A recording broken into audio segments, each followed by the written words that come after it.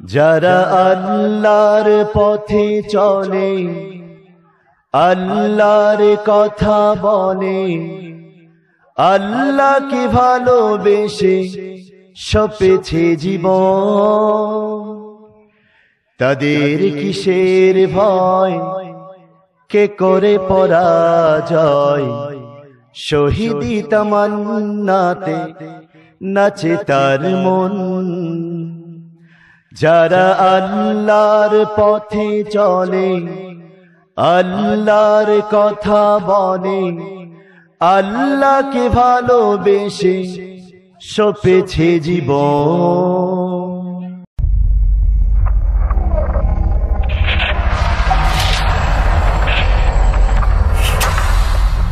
আলহামদুলিল্লাহ, জাবালি নূর Islamia academy and মাদ্রাসার উদ্যোগে এবং অত্র এলাকার তরুণ নওজওয়ান যুবকদের উদ্যোগে আয়োজিত আজকের এই মুতাবাররাক এই দ্বীনি মাজমায়, যে আল্লাহ তাবারক ওয়া তাআলা দীর্ঘ একটি বছর শেষে নতুন বছরের শুরুতেই আল্লাহ পাকের সৃষ্টির অন্যতম একটি কুদরত, গ্রীষ্মের পরেই শীতের আগমনীতে জনজীবন যখন বিপর্যস্ত, ঠিক সেই মুহূর্তে দিনের বেলায় আল্লাহ রাব্বুল আলামিন পূর্ব দিগন্তে সূর্য উদ্ভাসিত করে মানব গোষ্ঠীর শীত নিবারণের উপায়ের ব্যবস্থা করে আজকের এই মাহফিলে যে আল্লাহ পাক আমাদেরকে আসার এবং দ্বীনের কিছু কথা বলবার তৌফিক এনায়েত করেছেন, সে মালিকের দরবারে সকলে বলছি আলহামদুলিল্লাহ। প্রিয় ভাই সব, আজকের এই পুরো প্রোগ্রাম যারা অ্যারেঞ্জ করেছেন, শুরুতেই তাদেরকে কৃতজ্ঞতা স্বীকার করছি। যারা আয়োজন করেছেন অত্র এলাকার তরুণ নওজওয়ান যুবক, প্রিয় ভাই সব, এই তরুণ নওজওয়ান যুবক তাদের অবদানই কিন্তু ইসলামে যুগে যুগে সবচাইতে বেশি ছিল। আল্লাহর এই জমিনে উত্থান এবং পতনের ধারাবাহিকতায় যত বৈপ্লবিক পরিবর্তন ঘটেছে, এর সবটার পিছনে যারা ছিল তারা হলেন তরুণ নওজওয়ান যুবক, ঠিক কিনা বলেন? প্রিয় ভাই সব, 52 ভাষা আন্দোলন, 71-এর মহান মুক্তিযুদ্ধ, 24-এর গণ অভ্যুত্থান, সবটার পিছনে যারা ভূমিকা পালন করেছিলেন তারা কারা ছিলেন?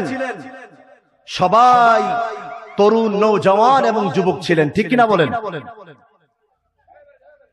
প্রিয় ভাই সব,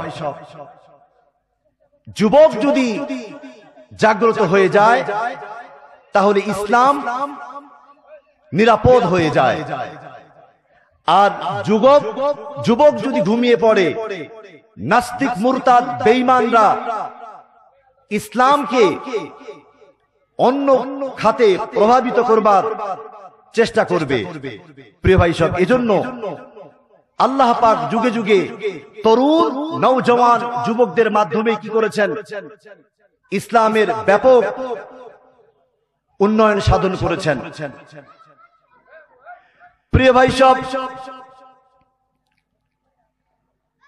ইসলামের ইতিহাসে সর্বপ্রথম যারা ইসলামকে সহযোগিতা করেছিলেন তাদের মধ্যে এক নম্বরে হযরত সিদ্দিক আকবর রাদিয়াল্লাহু তাআলা আনহু। তিনি যখন ইসলাম কবুল করলেন তখন তার বয়স হলো 37 বছর বয়স। ইসলামের দ্বিতীয় খলিফা হযরত ওমর ফারুক রাদিয়াল্লাহু তাআলা আনহু যখন ইসলাম কবুল করলেন তখন তার বয়স হলো 26 বছর। হযরত আব্দুর রহমান ইবনে আউফ ইসলামের সুশীতল ছায়ায় যখন আশ্রয় গ্রহণ করলেন তার বয়স হলো 17 বছর বয়স। হযরতে আলী কাররামাল্লাহু ওয়াজহা যখন ইসলাম কবুল করলেন তখন তার বয়স হলো 8 বছর। এভাবে ইসলামের শুরুতে যারাই ইসলামকে সহযোগিতার হাত বাড়িয়ে দিয়েছেন, আল্লাহ রাব্বুল আলামিন সমস্ত তরুণ নওজওয়ান যুবকদের মাধ্যমে ইসলামকে উন্নয়নের দ্বার প্রান্তে পৌঁছে দিয়েছেন। প্রিয় ভাই সব, এজন্য আল্লাহ রাব্বুল আলামিন তরুণ নওজওয়ান যুবকদেরকে দিয়েই পরকালীন জীবনে আল্লাহ রাব্বুল আলামিন যখন জান্নাত যখন ওপেন করবেন, সেই জান্নাতের মধ্যেও আল্লাহ রাব্বুল আলামিন যুবক এবং যুবতী দিয়ে জান্নাতকে ঘিরে ফেলবেন। কোন বুড়া বুড়ির কোন আশ্রয় জান্নাতের মধ্যে হবে না। এই কথা বলার সাথে সাথে এক বৃদ্ধা মহিলা কাঁদতে কাঁদতে অস্থির হয়ে রাসূলুল্লাহ দরবার থেকে চলে যাচ্ছেন। আল্লাহর নবী জনাবে মুহাম্মদুর রাসূলুল্লাহ সাল্লাল্লাহু আলাইহি ওয়াসাল্লাম সেই বৃদ্ধা মহিলাকে দেখে বললেন, ও মা, পরকালীন জীবনে তুমি যখন জান্নাতি হয়ে জান্নাতে যখন প্রবেশ করবে তখন আল্লাহ রাব্বুল আলামিন তোমাকে তরুণ তরুণী যুবতী বানিয়ে আল্লাহ রাব্বুল আলামিন তোমাকে জান্নাতে প্রবেশ করাবেন। তার মানে হলো তোমার বয়স যদিও বা জীবনের শেষ প্রান্তে 50 থেকে 60-70 ঘরে, কিন্তু তুমি যখন জান্নাতি হবে আল্লাহ রাব্বুল আলামিন পরকালীন জীবনে তোমাকে পরিপূর্ণ যুবতী বানিয়ে আল্লাহ রাব্বুল আলামিন জান্নাতে প্রবেশ করাবেন। তাহলে বোঝা গেল পরকালীন জীবনের যে সেশন আল্লাহ পাক ওপেন করবেন, সেই সেশনটাও হবে কি তরুণ যুবক নওজওয়ানদের মাধ্যমেই হবে। ঠিক কিনা বলেন ভাই? প্রিয় ভাই সব, এজন্য আল্লাহ পাক যুগে যুগে কি করেছেন? তরুণ যুবক নওজওয়ানদের দ্বারাই কি করেছেন? ইসলামকে সাজিয়েছেন। ঠিক কিনা? আর এই তরুণ যুবক নওজওয়ানকে ইসলাম সব থেকে বেশি গুরুত্ব দিয়েছে। হাদিস শরীফ এসেছে, এক মজমার ভিতরে ইবনে জারির নামে এক সাহাবী রাসূলুল্লাহর দরবারে এসে জায়গা না পাওয়ার কারণে এক জায়গায় দূরে দাঁড়িয়ে রয়েছেন। আল্লাহর নবী জনাবে মুহাম্মদুর রাসূলুল্লাহ সাল্লাল্লাহু আলাইহি ওয়াসাল্লাম হযরত জারির রাদিয়াল্লাহু তাআলা আনহুকে উদ্দেশ্য করে তার গায়ের চাদর নিক্ষেপ করে বললেন, হে জারির, তুমি আমার চাদরে বসো। রাসূল করিম সাল্লাল্লাহু আলাইহি ওয়াসাল্লাম কথা বলার সাথে সাথে হযরত জারির রাদিয়াল্লাহু তাআলা আনহু খুশিতে বাগবাগ হয়ে তিনি বললেন, আকরামাকাল্লাহ কামা আকরামতানি ইয়া রাসূলুল্লাহ। হে আল্লাহ রাসূল, আল্লাহ রাব্বুল আলামিন আপনার মর্যাদা এবং সম্মানকে বাড়িয়ে দিক যেভাবে আপনি আমার সম্মানকে বাড়িয়ে দিয়েছেন। পৃথিবীর কোন মানুষ কি পারে আপনার পবিত্র গায়ের চাদরে বসতে? হে রাসূল, আপনি যেভাবে আমাকে সম্মানিত করেছেন আল্লাহ পাকও আপনাকে সেভাবে কি করুন? সম্মানিত করুন। প্রিয় ভাই সব, তাহলে ইসলাম যুবক তরুণ নওজওয়ানকে সম্মান করেছেন কি করেন নাই? করেছেন। প্রিয় ভাই সব, কিন্তু এই তরুণ নওজওয়ান যুবকদেরকে আজকে মিসগাইড করা হচ্ছে, তাদেরকে আজকে অন্য পথে প্রভাবিত করবার জন্য ইসলাম বিদ্বেষী নাস্তিক মুরতাদরা বিভিন্ন ভাবে চেষ্টা করছে। তার এক নম্বর মাধ্যম হলো সমস্ত তরুণ যুবক নওজওয়ানদেরকে কিভাবে সিরাতে মুস্তাকিম থেকে সরিয়ে রাখা যায়। এজন্য তারা এক নম্বরেই ষড়যন্ত্রের জাল হিসেবে যে জাল তারা বিস্তার করেছে, সেই জালের নাম হলো মাদক। প্রিয় ভাই সব, এই মাদক হলো সমস্ত গুনাহের মূল উৎস। আল খামরু জাম্মাউল ইসম। ইসলামে মদ বা মাদককে সকল প্রকার গুনাহের কি বলা হয়েছে? উৎস বলা হয়েছে। দেখুন, এই মাদক কিভাবে মানুষকে বিপর্যস্ত করতে পারে এবং জাহান্নামের পথে কিভাবে নিয়ে যেতে পারে। প্রিয় ভাই সব লক্ষ্য করুন, আল্লাহ রাব্বুল আলামিনের সামনে একদিন নূরের তৈরি সমস্ত ফেরেশতারা আল্লাহ পাকের সামনে এক আরজি পেশ করলেন। তারা বললেন, রব্বুল আলামিন, আমাদের জানতে ইচ্ছে করে আপনি কি কারণে অসংখ্য সৃষ্টির ভিতরে মানব গোষ্ঠীকে কেন আপনি শ্রেষ্ঠত্বের আসনে বসিয়েছেন, অথচ আমাদের কাছে মনে হয় মানুষ শ্রেষ্ঠত্বের আসনে বসার যোগ্য নয়। তার কারণটাই হলো তারা পৃথিবীতে গিয়ে রক্তপাত ঘটায়, সন্ত্রাসী কর্মকাণ্ড ঘটায়। অতএব আমাদের দৃষ্টিতে মানুষ শ্রেষ্ঠত্বের আসনে বসতে পারে না। আল্লাহ রাব্বুল আলামিন বললেন, ও আমার ফেরেশতারা, তাহলে তোমরা কি আমার সামনে এর ব্যাপারে আপত্তি পেশ করছো? ফেরেশতারা বললেন, রাব্বুল আলামিন, আমরা প্রমাণ করতে চাই আমরা অসংখ্য সৃষ্টির ভিতরে মানুষদের চাইতেও আমরা সবচাইতে উত্তম। আল্লাহ পাক বলেন, তাই নাকি? যদি তাই হয়ে থাকে তাহলে একটা কাজ করো, অসংখ্য ফেরেশতাদের ভিতর থেকে 2 জনকে তোমরা নির্বাচন করো, আর 2 জন ফেরেশতার ভিতরে আমি কি করব, মানুষের সকল ফিতরাত, যৌবিক চাহিদা, গুনাহের প্রতি আসক্তি, এই টেন্ডেন্সি তার ভিতরে আমি ঢুকিয়ে দেব। এরপর তাদেরকে আমি পৃথিবীতে পাঠাবো। কোরআনে কারীমে আল্লাহ রাব্বুল আলামিন পরবর্তীতে এই ঘটনার সূত্রপাত এভাবে ঘটিয়েছেন। সূরা বাকারা আয়াত নম্বর 101 আল্লাহ রাব্বুল আলামিন পরবর্তীতে বলেছেন, ওয়ামা উনজিলা আলাল মালাকাইনি বিবাবিল হারুত ওয়া মারুত। আল্লাহ রাব্বুল আলামিন পরবর্তীতে কি করলেন? ইরাকের বাবেল শহরে হারুত এবং মারুত নামক এই 2 ফেরেশতার ভিতরে মানবীয় সকল প্রকার গুণ ঢুকিয়ে দিয়ে গুনাহের প্রতি আসক্তি, খারাপ কাজের প্রতি আগ্রহ, এই টেন্ডেন্সি ঢুকিয়ে দিয়ে তাদেরকে ইরাকের বাবেল শহরে পাঠিয়ে দিলেন। ইরাকের বাবেল শহরে আসার সাথে সাথেই তারা সেই সময়ের জোহরা নামক একজন ছলনাময়ী এক মেয়ের প্রেমের ফাঁদের জালে তারা আবদ্ধ হয়ে গেল। তারা দুজনেই জোহরা নামক এই মেয়েকে ভোগ করতে চাইল, কিন্তু জোহরা নামক এই মেয়ে তাদেরকে